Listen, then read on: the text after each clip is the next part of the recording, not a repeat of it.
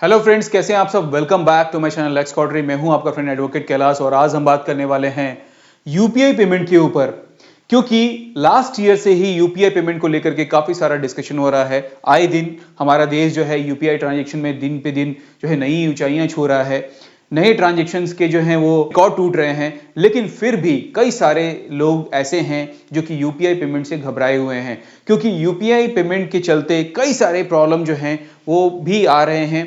और सबसे ज्यादा जो प्रॉब्लम हो रहा है वो जो शॉपकीपर हैं, जो दुकानदार हैं, जो कि किसी गल्ले पे बैठे हुए हैं, सबसे ज्यादा प्रॉब्लम उन्हीं के साथ हो रहा है।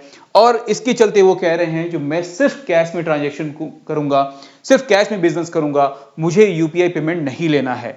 तो आज इस वीडियो के अंदर हम यही डिस्कस करने वाले हैं जो आखिर यूपीआई पेमेंट में हमें क्या ध्यान में रखना है, और जो भी ट्रेडर हैं, जो भी बिजनेसमैन हैं, जो भी दुकानदार हैं, जो भी शॉपकीपर हैं, वो इन पेमेंट्स के यूपीआई पेमेंट से बचने के लिए वो क्या उपाय कर सकते हैं जिससे कि वो इजीली अपना बिजनेस कर पाए। क्योंकि अगर आप यूपीआई में पेमेंट नहीं लोगे फिर भी आप बिजनेस नहीं कर पाओगे। अगर आप सिर्फ कैश में ट्रांजैक्शन करोगे फिर भी आप बिजनेस नहीं कर पाओगे, क्योंकि दिन पे दिन गवर्नमेंट की रेगुलेशन, गवर्नमेंट की जो स्ट्रिक्टनेस है वो दिन पे दिन बढ़ते जा रहा है। तो इसीलिए हमें ये ध्यान में रखना है जो आखिर जो सिनेरियो क्रिएट हो रहा है यूपीआई पेमेंट से रिलेटेड, उसमें हमें अपने बिजनेस को कैसे मैनेज करना है। तो आइए इस वीडियो के अंदर हम यही डिस्कस करने वाले हैं जो आखिर अगर यूपीआई पेमेंट हम रिसीव कर रहे हैं तो हमें कैसे अपने बिजनेस को मैनेज करना है, कैसे अपने बिजनेस को सरवाइव कराना है। तो आइए समझते हैं और जानते हैं इसके बारे में। देखिए, पहली बात तो क्या प्रॉब्लम आ रहा है ये हम समझ लेते हैं। प्रॉब्लम क्या फेस कर रहे हैं vendor. Payment success but amount not credited.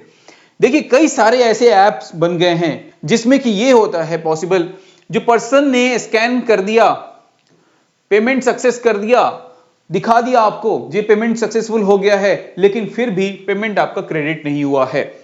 Delayed refunds in a failed transaction. अगर फेल्ड ट्रांजैक्शन हो गया, क्योंकि कई बार नेटवर्क के चलते या फिर कई बार सर्वर के चलते जो है वो डिलेड जो है वो ट्रांजैक्शन आते हैं, और बाद में ये जो है रिफंड भी काफी डिले आता है फेल्ड ट्रांजैक्शन होने के बाद। ठीक है। Lack of immediate customer support, इसमें कस्टमर सपोर्ट भी जो है वो तुरंत नहीं मिल पाता। ठीक है। फेक पेमेंट स्क्रीनशॉट, जो मैंने आपको बताया फर्स्ट में ही, जो कई बार फेक पेमेंट करके वो दिखाते हैं जो हमने पेमेंट कर दिया है,